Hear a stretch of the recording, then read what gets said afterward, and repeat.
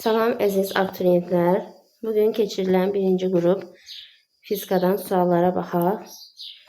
Birinci sualda, 31-ci sualda deyir ki, başlanğıc anda müəyyən elementin radioaktiv nüvələrinin sayı 8 vur 10 üstü 23 bərabərdir. Yarım çevrilmə periodu 10 dəqiqə olarsa, 20 dəqiqə ərzində bu elementin neçə radioaktiv nüvəsi çevrilməyə məruz qalır? Deməli, başlanğıc nüvələrin sayı bizdə N0 bərabərdir. 8 vur 10 üstü 23'dür. Yəni, yarım çevrilmə periodu 10 dəqiqə ərzində biz bilirik ki, nüvələrin sayı yarıya qədər azalır. Onda olacaq 4 vur 10 üstü 23. Və deyir ki, 20 dəqiqə, yəni sonraki 10 dəqiqə bizdə 20 dəqiqədir. Deməli, ikinci periodumuz da yenə sonraki 10 dəqiqədən sonra 20 dəqiqə olacaq. Onda da yenə yarısı qədər çevrilmə baş verəcək. 2 vur 10 üstü 23 olacaq. Və deyir ki, neçə radioaktiv nüvəsi çevrilməyə məruz qalır. Yəni, bizdən delta n istəyir. Delta n istəyəndə başlanğıc nüvələrin sayından sonraki nüvələrin sayını çıxacağıq. 2 vur 10 üstü 23. O da bərabərdir 6 vur 10 üstü 23. Cavab elədir B bəndi. 32-ci sualda deyir ki, eyni temperaturda ağzı bağlı 3 müxtəlif qabda su və onun üzərində doyan su buxarı vardır. Qablardakı doyan buxar molekulların konsentrasiyaları arasındakı hansı münasibət doğrudur? Əgər doyan buxar deyirsə, eyni temperatur deyirsə, biz bilirik ki, temperatur dəyişməyəndə P, rho, N də dəyişmir. Dəyişməz olaraq qalır. Yəni, ona görə konsentrasiyalar bərabər olacaq. 33-cü suala baxaq. Deyir ki, cismin nazik toplayıcı linzada 4 dəfə böyüdülmüş həqiqi xəyalı alınmışdır. Cisimlə onun xəyalı arasındakı məsafə 2,5 metr olarsa linzanın fokus məsafəsini hesablayın. Deməli, bizdə xətti böyütmə bərabərdir 4. Xətti böyütmənin düsturu nə idi? F bölünsün D. Yəni, F bölünsün D bərabərdir 4. Deməli, F də bərabərdir 4-dir. Bunu almış olduq. Sonra bizdə şərtdə deyir ki, cisimlər xəyal arasındakı məsafə, yəni F üstə gəldi, bərabərdir 2,5. 5D. Yəni, burada olan 4D-ni gətirib qoyuruq bunun yerinə və bizdə alınır 5D bərabərdir 2,5. D də bərabərdir 0,5. Deməli, biz onda xəyal məsafəsini də tapmış olarıq. 4-ü 0,5-ə vursaq, onda biz alarıq ki, F bərabərdir 2.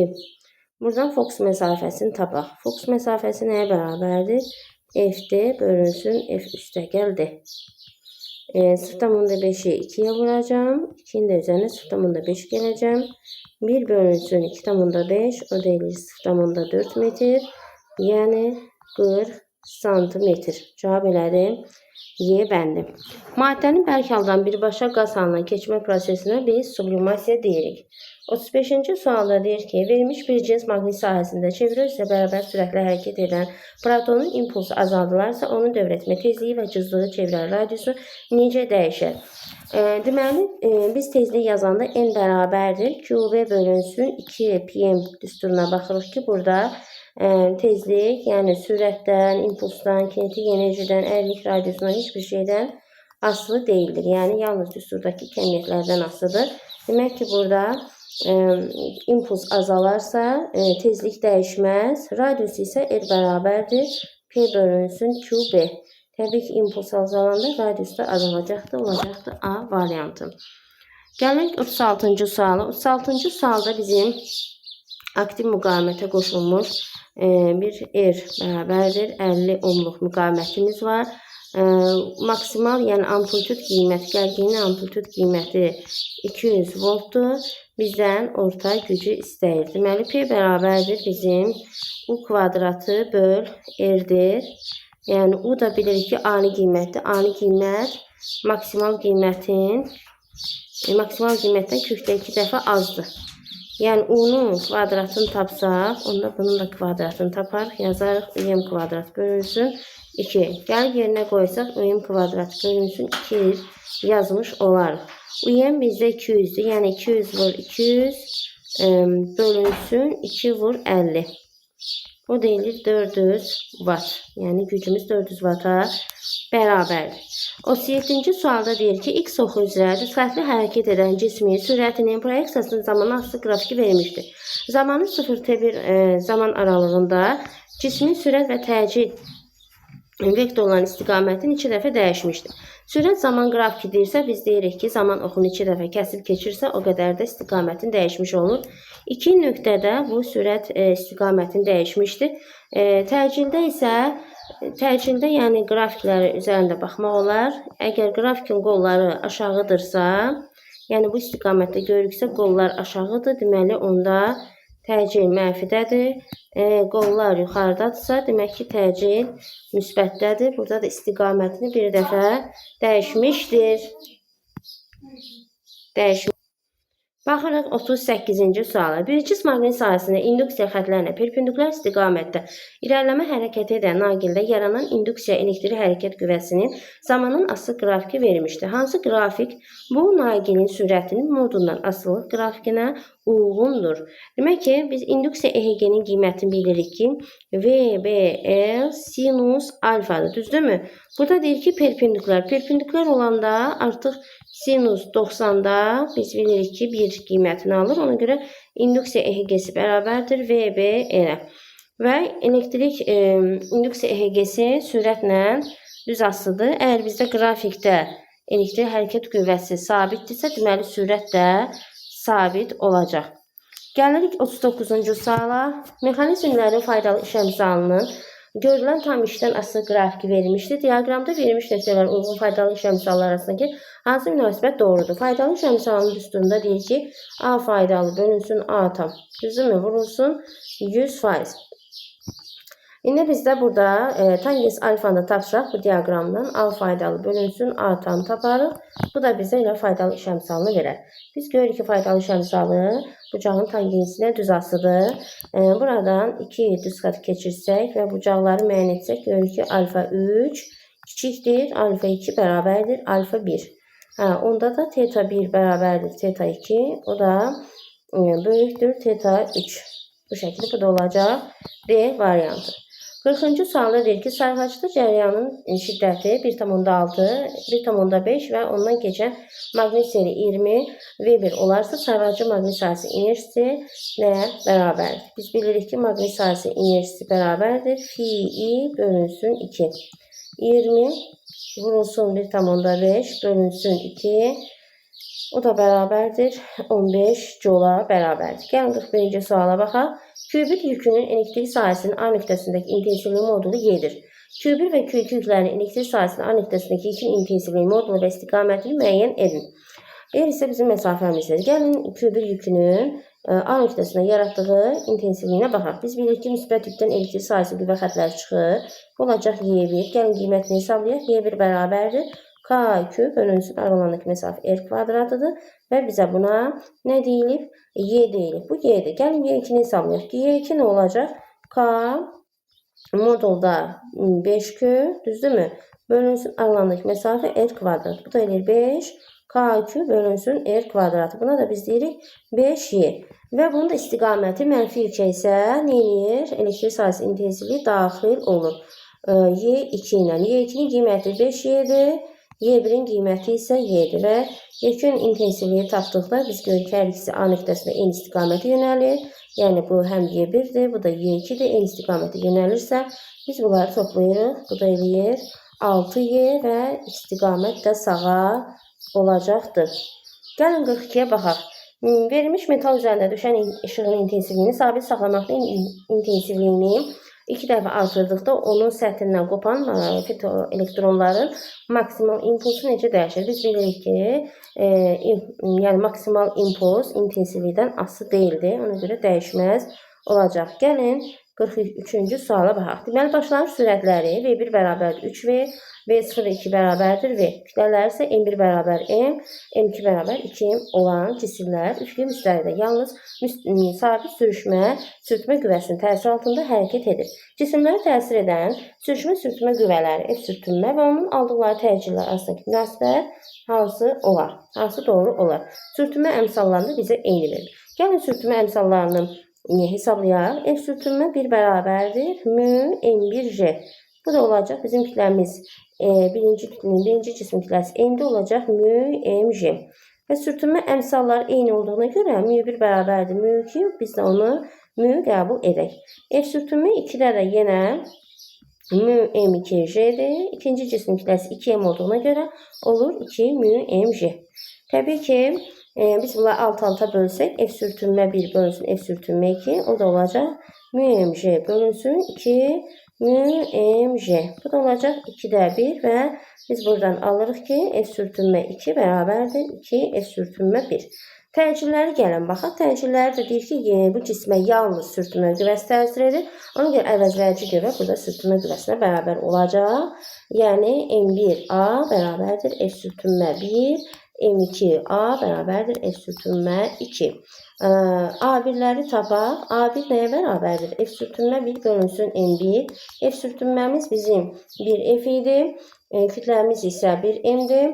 A2'də isə yenə də F sürtünmə 2 bölünsün M2. F sürtünmə 2'miz 2F idi.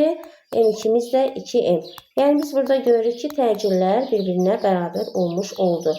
Doğru cavab olacaq C variantı. 44-cü suala baxaq. Burada detektorlu radio qəbul edicinin sxemi verilmişdir. AB hissəsinə hansı dövr elementi birləşdirilməlidir? Biz bilirik ki, AB hissəsinə kondensator birləşdirilir, hamarlayıcıdır. Ona görə ona da C variantı doğru cavab sayılır. 45-ci sualda deyir ki, O nöqtəsindən keçən disk müstəvisinə perpendikular olan ox ətrafında fırlanan disk üzərində 3 nöqtə göstərilmişdir. Bu nöqtələrin xətti sürətlər arasındakı hansı münasibət doğrudur? Biz bilirik ki, fırlanan disklərdə sürət radiusuna düz asılıdır. Çünki burada bucaq sürəti dəyişmir, konstantdır və sürətin də xətti sürətin də düsturu omega R-dir. Omega konstant olanda təbii ki, sürət də radiusdan düz asılı olacaq. Yəni 1 ilə 2 eyni bir çevrə üzərində yerləşdiyi üçün R1 bərabərdir R2. Amma R3'ün radiusu daha böyükdür. Ona görə də V1 bərabərdir V2, o da kiçikdir V3 yaza bilərik. O da olur A variantı. Gəlin 46-cı sualı baxaq. Verilmiş kütləli bir atomun ideal qazın daxili enerjisinin təzyiqdən asılı qrafiki verilmişdir. Qaz molekullarının orta kinetik enerjisinin qazın həcmindən asılı qrafikinə baxaq. Deməli, burada verilib ki, verilmiş kütləmiz sabitdir. Daxili enerji də qrafikdən görürük ki, daxili enerji də sabitdir. Demək ki, daxili enerji kütlə sabitsə 100% ki, temperatur da bizdə sabit olacaq. Kinetik enerjinin də düsturu 2'də 3 KT. Temperatur dəyişmirsə kinetik enerji də dəyişməyəcək. Demək ki, digər variantlar getdi. Gəlirik sürətə demək, həcmə. Deməli, izotermik prosesdə biz görürük ki, təzyiq artır. Təzyiq artanda həcm azalır. Bunlar birbirine ters asılı. Ona görə də cavab olur D variantı. 47-ci sualdır. 5 cismin vakuumda çəkisi 2,8, suya batmış halda isə çəkisi 2,4'dür. Cismin sıxlığını hesablayın. Deməli, biz bilirik ki, cismin maydakı çəkisi vakuumdakı çəkisindən Arximet qüvvəsi qədər azdır. P0 çıxılsın. F Arximet. Buradan P0'ı mütərizə kənarına çıxarsaq olacaq rho maye bölünsün rho cisim. Gəlin qoyaq. Deməli, yerlərinə qoysaq 2,4 bərabərdir 2,8. 1 çıxılsın 1000 bölünsün rho cisim. 1 çıxılsın təbii ki, mütərizədəki misalı tapsaq, onda kənardakıları bir-birinə bölərik. 2,4'ü 2,8'e böləndə 7'də 6 eksi 4 ixtisar olunur. Sonra 1000 bölünsün rho cisim bərabərdir 7'də 1. Bu zamanda rho cisim bərabərdir 7000. Yəni cismin sıxlığı 7000'ə bərabərdir. 48-ci sualda kök altında joule bölünsün ohm, bölünsün saniyə hansı kəmiyyətin vahidinə uyğundur? Gəlin baxaq. Burada təbii ki, joule bizdə iş də yaza bilərik. İşin də vahidi jouledur. Müqavimətin vahidi ohmdur. R yaza bilərəm. Saniyədəki zaman vahidi T yaza bilərəm. Demək, burada A-nı biz bilirik ki, U kvadratı T bölünsün R düsturu var. Gəlib A-nın yerinə qoysam, U kvadratı T bölünsün R. Digər kəmiyyətləri yerinə yazsaq, təbii ki, buradan gərginlik cavabı alacağıq. Sabit gərginlik mənbəyinə qoşulmuş kondensatorun yükünü lövhələr arasındakı sahəsində asılı qrafikini istəyir. Deməli, U bərabərdir konstant, Q bərabərdir SU. S bizdə məsələn kondensatorun tutumudur. Epsilon 0 SU bölünsün D. Sahədən də düz asılı olduğunu görmüş olduq. Buradakı düstur təbii ki, bucaq sürətinin kvadratının düsturudur. Yəni omega kvadratı x-in bizə də bu verir maksimal təcilin qiyməti. Gəlin 51-ci suala baxaq. Deyir, kütləsi 3 kiloqram olan bir cins çubuq. Bir cins çubuq olanda onun kütləsi tən ortaya düşür. Yəni bu olacaq 30 Newton, bu olacaq ağırlıq qüvvəsi 20 Newton. Təbii ki, biz dayağı reaksiya qüvvəsinin altında dayaq olduğu üçün onun momenti 0 olur. Biz onda bura moment olaraq tapacağıq və ipin gəlmə qüvvəsi də burada T'dir. Gəlin biz T'ni tapaq. Bilirik ki 30 saat əqrəbinin istiqamətində, 20 də saat əqrəbi istiqamətində, T isə saat əqrəbinin əksi istiqamətində fırlanır. Onda momentlər qaydasını yazsaq, 30 vurulsun, 30'un təbii ki qolu neçədir? 3 damadır. 3'ə vururam, üstə gəlirəm 20'nin qolu 6 damadır, bərabər edirəm. Gərilmənin də, gəlmə qüvvəsində qolu 5 damadır. Deməli 5 T bərabərdir 210, T də bərabərdir 42. Biz görürük ki, burada bunları silsək, yenidən suallarımıza baxaq. Deməli aşağıya 30 idi, bura 20 idi, bura neçə oldu? 42. Deməli Newtonun 3-cü qanununa əsasən n üstəgəl 42 bərabərdir 30 üstəgəl 20. Buradan da n-i 8 Newton olaraq tapmış oluruq. Gəlin digər suala baxaq. 52-də burada Euler-Venn diaqramıdır. Oxşar və fərqli cəhətləri axtarır. Akseptor aşkarlar, biz bilirik ki, akseptor aşkarlarda deşiklərin sayı çox olur. 2 gedir 1'ə. Akseptor aşkarlarda P tip yarımkeçirici yaranır. Bu da 3 getdi birinciyə. Donorlarda isə, donor aşkarlarda isə sərbəst elektronların sayı çox olur. 1 getdi 2'yə, N tip yarımkeçiricidir. 4 getdi 2'yə. Yarımkeçirici kristalın elektrik müqaviməti azalır. Bəli, çünki yarımkeçiricilər müqavimətlə tərs asılı olur. Kəskin fərqlənir. 5 də gedir ortaya. Gəlin baxaq 53-cü suala. 53-cü sualda deməli bizə deyir ki, M bərabərdir 2M1 üstəgəl 5M2 cisminə 90 Newton qüvvə təsir edirsə, onun təcili nəyə bərabər olacaq? Gəlin M1 ilə M2-ni müəyyənləşdirək. Deməli M1 bərabərdir. Qüvvələr hamısında M2 ilə M1'də qüvvə eyni olduğuna görə F bölünsün A1 yazıram. Yəni 12 bölünsün 6 bizə verir 2 kiloqram. M2 də bərabərdir. Təzədən F bölünsün A2 yazıram. 12 bölünsün 12 bizə verir 1 kiloqramı. Yəni verilmiş M-i tapsaq 2M1 üstəgəl 5M2. 2 vurulsun 2 üstəgəl 5 vurulsun 1 bizə verir 9'u. Təbii ki, təcil də tapanda F bölünsün M'dir. F 90'dır. Kütləni də 9 tapdıq. Deməli, kütləni 9 tapdıq. Deməli, təcil burada olacaq 10 Newton. 10 Newton olur. Bunu səhv işarələmişəm. 10 Newton. Baxırıq 54-cü suala. 54-cü sualda düz naqilin yaratdığı maqnit sahəsinin indüksiya vektorunun istiqamətini istəyir. Biz bilirik ki, düz naqilin maqnit indüksiyasını sağ əllə tapırıq. 4 barmaq dolanma istiqamətində, yəni maqnit indüksiyasını göstərir. Baş barmaq isə cərəyan istiqamətini göstərir. Biz baş barmağımızı həmin bu cərəyanın istiqamətində qoysaq, 4 barmağımız sanki bax bu şəkildə, bu 4 barmaqdır. Bu da bizim baş barmağımız. Bax bu şəkildə dolanma şəklində olacaq. Yəni yuxarı hissədən 4 barmağımız N nöqtəsindən daxil olacaq. M nöqtəsindən isə çıxacaq. Daxil olan hissəyə biz X deyirik. Çıxan hissəyə isə nöqtə deyirik. X o deməkdir ki, bizdən şəklin müstəvisinə. M o deməkdir ki, şəkildən bizə doğru. Gəlin 55-ci suala baxaq. 1 mm-də 500 iştiqi olan diffraksiya qəfəsinin üzərinə qəfəs səthinə perpendikulyar istiqamətdə tezliyi 4,5/10^14 Hz olan mexanatrik işıq dəstəsi düşür. Alınan spektrdə maksimumların ən böyük tərtibini hesablayaq. İşıq sürəti də 3/8 metr/saniyə verilmişdir. Deməli biz bilirik ki, L bərabərdir 1 mm. Bunu da metrə çevirsək 10⁻3'dür. İştiqlərin sayı 500'dür. Biz burada periodu tapa bilərik. Məsafəni tapa bilərik. D bərabərdir L bölünsün N. 10⁻3 bölünsün 500. O da eləyir 2 vur 10 üstü mənfi 6. Daha sonra biz buradan lambdan tapa bilərik. Lambda nədir? S bölünsün nüdür. 3 vur 10 üstü 8. Nüyümüz isə 4,5 vur 10 üstü 14'dür. Bu da eləyir 3'də 2 10 üstü mənfi 6.